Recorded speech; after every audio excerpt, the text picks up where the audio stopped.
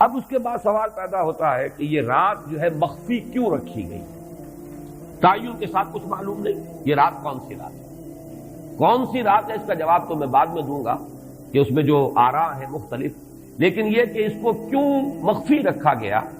اس پر کچھ پیاری باتیں ہیں جو مفسرین نے کہی ہیں۔ پہلی بات تو یہ کہ جتنی عظیم چیزیں ہیں ان سب کو مخفی رکھا گیا۔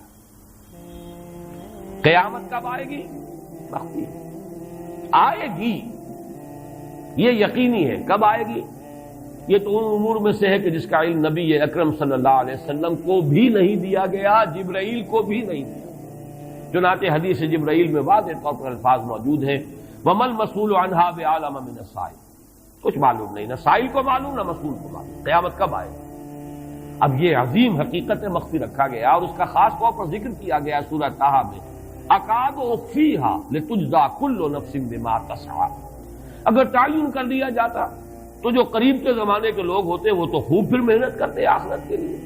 اور ذرا فاصلے والے ہوتے وہ ذرا تساہل کرتے اس کے بارے میں۔ اس کو رکھا گیا ہے، تلوار لٹکی ہوئی ہے، کسی بھی وقت گر سکتی ہے، یہ جیسے گلوٹین کبھی اگر آپ نے دیکھا ہو جس طریقے سے کہ اس کا چھرا گرتا ہے، کسی بھی وقت گر سکتی ہے، لہذا ہر وقت چوکس رہو، چوکس میں رہو، جیسے کہ صحابہ کرام کی شان معلوم ہوتی ہے بعض روایات سے کہ ذرا تیز ہوا چلتی تھی تو وہ سمجھتے تھے کہ قیامت آ گئی۔ اس درجے استحضار تھا اعصاب کے اوپر، اس کا اتنا اثر تھا کہ ذرا تیز جھکڑ چلا اور انہوں نے سمجھا قیامت آ گئی۔ تو اس طریقے سے قیامت کو مخفی رکھا گیا۔ اکاد اخفیھا لتجزی کل نفس بما تسعی۔ نہ آج سے 100 برس پہلے والوں کو معلوم تھا کہ قیامت کب آئے گی، نہ آج والوں کو معلوم ہے، نہ اگر ابھی دنیا کی عمر ہے ابھی 100 برس اور تو قیامت سے ایک دن پہلے بھی شاید یقینی طور پر معلوم نہ ہو سکے کہ کل قیامت آ رہی ہے، تاکہ ہر وقت جو ہے امتحان اتنا ہی شدید رہے، اتنا ہی کڑا امتحان رہے ہر ایک کے لیے۔ لتجزی کل نفس بما تجزی بما تسعی، تاکہ ہر ذی نفس کو بدلہ ملے اس کی سعی کے مطابق۔ اسی طریقے سے موت کا وقت معلوم نہیں، وما تدری نفس بأی ارض تموت، کہاں موت آئے گی کچھ معلوم نہیں، کہاں موت آئے گی، کب موت آئے گی کچھ معلوم نہیں۔ اسی طرح نوٹ کیجئے صلاۃ وسطیٰ، حافظوا علی الصلوات والصلاۃ الوسطیٰ معین نہیں، اس کے لیے آراء اگرچہ ہے، اکثر آراء جمع ہو گئی ہیں صلاۃ العصر کے بارے میں، لیکن تعین سے حتمی طور پر نہیں کہہ سکتے۔ یہ رائے بھی ہے کہ کوئی بھی معین نہیں، تمام نمازیں جو ہیں وہ صلاۃ وسطیٰ کے حکم میں ہیں۔ بہترین نماز، کوشش کرو کہ پوری محافظت کرو، صرف نماز کی نہیں، بہترین نماز، ہر نماز تمہاری بہترین نماز ہونی چاہیے، ہر روز روز عید ہو، ہر شب شب برات۔ اگر اللہ تعالیٰ کے ساتھ کوئی قلبی ربط ہے تو ہر دن جو گزر رہا ہے وہ روز عید ہے، اور ہر شب جو گزر رہی ہے وہ شب برات ہے۔ لیکن اگر وہ کہ انسان کو غفلت ان کے قلب پر طاری ہے تو وہ عید کا دن بھی اس کے لیے ایک عام دن ہے، اور شب برات بھی اس کے لیے ویسی ہی ایک رات ہے جیسی کہ ہر روز آتی ہے اور چلی جاتی ہے۔ اس اعتبار سے اس کو بھی خاص جو ہے معین نہیں کیا گیا صلاۃ وسطیٰ کون سی ہے۔ اسی طرح بعض روایات میں جو آتا ہے اس میں اعظم، اللہ کا ایک نام ایسا ہے کہ اس کے واسطے سے اللہ سے جو بات مانگی جائے وہ رد نہیں ہو، لیکن وہ کون سا نہیں بتایا گیا۔ اقوال ہیں، اندازے ہیں، حی و قیوم پر زیادہ، الحی القیوم پر زیادہ لوگوں کا جو ہے وہ اجماع ہوا ہے، لیکن یہ کہ یقین سے نہیں کہہ سکتے۔ تو اسی میں اس کو بھی نوٹ کر لیجئے کہ اس کو مخفی رکھا گیا ہے لیلۃ القدر کو۔ لوگ زیادہ سے زیادہ محنت کریں، زیادہ سے زیادہ مشقت کریں، اس کے لیے جو بھی اس کی قدر و منزلت سے کسی درجے میں آگاہ ہے، وہ اگر معین ہی ہو جاتا کہ ایک شب یہ ہے تو پھر تو سب کے سب اس رات میں محنت کر لیتے، باقی راتیں جو ہیں وہ پھر سونی اور ویران گزرتی۔ لیکن یہ کہ مطلوب یہ ہے کہ زیادہ سے زیادہ راتیں آباد ہوں، زیادہ سے زیادہ راتوں میں ذکر ہو، عبادت ہو، دعا ہو، اس لیے اس کو مخفی رکھا گیا۔ یہ حکمت ہے۔ اس میں بھی ایک عجیب نکتہ ہے جو امام راضی رحمۃ اللہ علیہ نے بیان کیا ہے، اور حوالہ اگرچہ نہیں دیا اس حدیث کا، لیکن ایک روایت کے حوالے سے بات بیان کی ہے کہ اس کے ظاہر نہ کرنے میں بھی اللہ کی ایک شفقت اور رحمت ہے بندوں کے حق میں، اس لیے کہ اس کی قدر جتنی زیادہ ہے اتنی ہی اس کی ناقدری پر سزا ہوگی۔ اگر معلوم ہو کہ یہ شب ہے اور اس کی ناقدری کو انسان کرے تو گویا کہ پھر وہ اتنا ہی زیادہ مورد عقاب اور مورد سزا بن جائے گا۔ اس کے لیے ایک بڑا پیارا واقعہ نقل کیا امام راضی نے کہ حضور صلی اللہ علیہ وسلم حضرت علی رضی اللہ تعالی عنہ ایک روز مسجد میں داخل ہوئے، ساتھ ہی آئے ہیں، دیکھا کہ ایک شخص سو رہا ہے، نماز کا وقت ہو چکا تھا۔ حضور نے حضرت علی سے فرمایا کہ اسے جگا دو، اسے ہوش میں لے آؤ تاکہ یہ وضو کرے، نماز کے لیے تیاری کرے۔ حضرت علی نے امتثال امر کیا، جا کر جگا دیا۔ لیکن پھر ایک سوال کیا حضرت علی کہ حضور آپ تو خود نیکی کے کاموں میں بہت سبقت فرمانے والے ہیں، سباق بالخیر یہ لفظ ہے، سبقت کرنے والے بہت کثرت کے ساتھ، تو آپ نے یہ جو ہے یہ کام خود کیوں نہیں فرمایا اور مجھے کیوں اس کے لیے آپ نے حکم دیا؟ آپ خود بھی اسے جگا سکتے تھے۔ آپ نے فرمایا کہ تم اس کی حکمت کو سمجھ لو، میرے جگانے پر اگر وہ نہ جاگتا اور انکار کر دیتا تو کفر ہو جاتا اس کے حق میں، اور تمہارے جگانے پر اگر کوئی تساہل سے بھی وہ کام لیتا تو وہ کفر نہ ہوتا۔ تو یہ ایک فرق ہے کہ اللہ تعالیٰ کی طرف سے ایک شفقت ہے کہ حضور صلی اللہ علیہ وسلم جگاتے اور کسی درجے میں وہ انکار کر دیتا۔ کبھی ایسا بھی ہوتا آدمی نیند میں ہے اور وہ کہتا جاؤ جاؤ مجھے آرام کرنے دو، تو اگر میرے ساتھ یہ معاملہ ہوتا تو وہ کفر کے درجے کو پہنچ جاتی بات، لیکن اگر تمہارے ساتھ یہ معاملہ ہو بھی جاتا تو اس درجے شدید نہ ہوتا۔ تو گویا کہ حضور نے اس شخص پر شفقت کے اعتبار سے یہ شکل اختیار کی کہ خود نہیں جگایا، بلکہ یہ کہ حضرت علی رضی اللہ تعالیٰ عنہ کو حکم دیا کہ اسے جگا دیں۔ تو یہ نقطہ کہ لیلۃ القدر کے اخفاء میں یہ بات بھی ہے کہ اگر اس کو عیاں کر دیا جاتا، معین کر دیا جاتا، تو پھر جو لوگ اس سے غافل رہتے پھر وہ بہت سخت ناقدری کا ارتکاب کرتے اور بڑی سزا کے مستوجب ہو جاتے۔ اب چھٹی بحث ہے کہ وہ رات کون سی ہے۔ اگرچہ ایک رائے شاذ یہ بھی ہے کہ وہ رمضان سے باہر کی رات بھی ہو سکتی ہے، لازم نہیں ہے کہ رمضان ہی کی کوئی شب ہو۔ اس میں چونکہ بعض حضرات نے ایک روایت کی وجہ سے جسے ہم شب برات کہتے ہیں، لیلۃ البرات، یہ شعبان کی 15ویں شب، درمیانی شب، اور اس کے بارے میں ایک روایت موجود ہے حضرت عائشہ صدیقہ رضی اللہ تعالی عنہا کی کہ رات کے وقت ان کی آنکھ کھلی اور وہ باری آپ ہی کے پاس شب باسی کی تھی حضور کی، تو حضور موجود نہیں تھے، تو تشویش ہوئی کہاں گئے۔ تو جب تلاش کی گئی تو معلوم ہوا کہ حضور جنت البقیع قبرستان میں پہنچے ہوئے ہیں اور وہاں آپ ان کے لیے جو بھی وہاں دفن ہیں ان کے لیے استغفار فرما رہے ہیں۔ جب پوچھا گیا معاملہ کیا تو آپ نے فرمایا یہ بڑی عظیم رات ہے اور اس رات میں فوت ہونے والوں کا فیصلہ ہو جاتا ہے، پیدا ہونے والوں کا فیصلہ ہو جاتا ہے۔ تو اب وہ بھی ایک لیلہ مبارکہ، اسی وجہ سے بعض لوگوں نے وہ جو سورہ دخان کی ابتدائی آیات ہیں انا انزلناہ فی لیلۃ مبارکۃ، اس کو محمول کیا ہے اسی رات پر کہ جس کو ہم شب برات کہتے ہیں اپنی عام اصطلاح میں، لیلۃ البرات اسے عربی میں کہا جاتا ہے۔ برات کے معنی کسی کا چھٹکارا پا لینا۔ یہ شب برات جو ہے وہ برات شادی والی برات نہیں ہے، بلکہ یہ برات کا لفظ ہے عربی زبان کا، جو ہمارے ہاں وہ غلط العام میں برات شب برات بن گیا ہے۔ برات من اللہ ورسولہ، جو سورہ برات کا پہلا لفظ ہے کہ چھٹکارا پانا، کہ وہ رات بھی ایسی ہے کہ اس میں انسان استغفار کرے اور اللہ تعالیٰ سے اپنے گناہوں کی معافی مانگے تو اپنے آپ کو جہنم سے چھٹکارا دلا سکتا ہے، وہ شب برات۔ اس اعتبار سے کچھ لوگوں نے گمان کیا کہ شاید لیلۃ القدر اور لیلہ مبارکہ اس حدیث کی روح سے وہی شب ہے، وہ ظاہر بات ہے کہ خارج از رمضان مبارک ہے، اور یہ کہ اس کے علاوہ بھی بعض آراء ہیں، لیکن یہ آراء جو ہے شاذ کے درجے میں۔ میں یہ کہہ سکتا ہوں کہ تقریباً اجماع ہے اس پر کہ یہ رات رمضان مبارک ہی کی ایک رات ہے۔ اس کی دلیل ایک تو یہ کہ القرآن یفسر بعضہ بعضا کے اصول کے مطابق قرآن مجید کے اندر سورہ بقرہ میں یہ واضح کر دیا گیا شہر رمضان الذی انزل فیہ القرآن، رمضان مبارک کا مہینہ وہ ہے کہ جس میں قرآن نازل کیا گیا، اور یہاں فرمایا انا انزلناہ فی لیلۃ القدر، ہم نے اس کو اتارا ہے لیلۃ القدر میں۔ ان دونوں کو جوڑیے تو اس کا ایک لا محالہ جو ایک انیویٹیبل رزلٹ نکلتا ہے وہ یہی ہے کہ یہ لیلۃ القدر رمضان مبارک میں ہے۔ دوسری اس کی تائید ہوتی ہے وہ مشہور حدیث جس کو الحمدللہ کہ ہم نے بہت عام کیا ہے، رمضان مبارک کی آمد سے قبل کوشش ہوتی ہے ہر سال جو ہے اس کی یاد دہانی کرا دی جائے۔ ایک طویل خطبہ جو حضور نے دیا تھا، خطبنا رسول اللہ صلی اللہ علیہ وسلم فی آخر یوم من شعبان، یہ حضرت سلمان فارسی رضی اللہ تعالیٰ عنہ سے مروی ہے کہ حضور نے شعبان کے آخری دن ہمیں خطبہ ارشاد فرمایا، یا ایھا الناس قد اظلکم شہر عظیم شہر مبارک شہر فیہ لیلۃ خیر من الف شہر، لوگوں آگاہ ہو جاؤ، تم پر ایک بہت مبارک مہینے نے، بڑی عظمت والے مہینے نے سایہ کر دیا ہے، سایہ فگن ہو گیا ہے تم پر ایک مہینہ جو بڑی عظمت والا ہے، شہر عظیم جو بڑی برکت والا ہے، شہر مبارک۔ اور تیسرا جملہ اس میں یہی ہے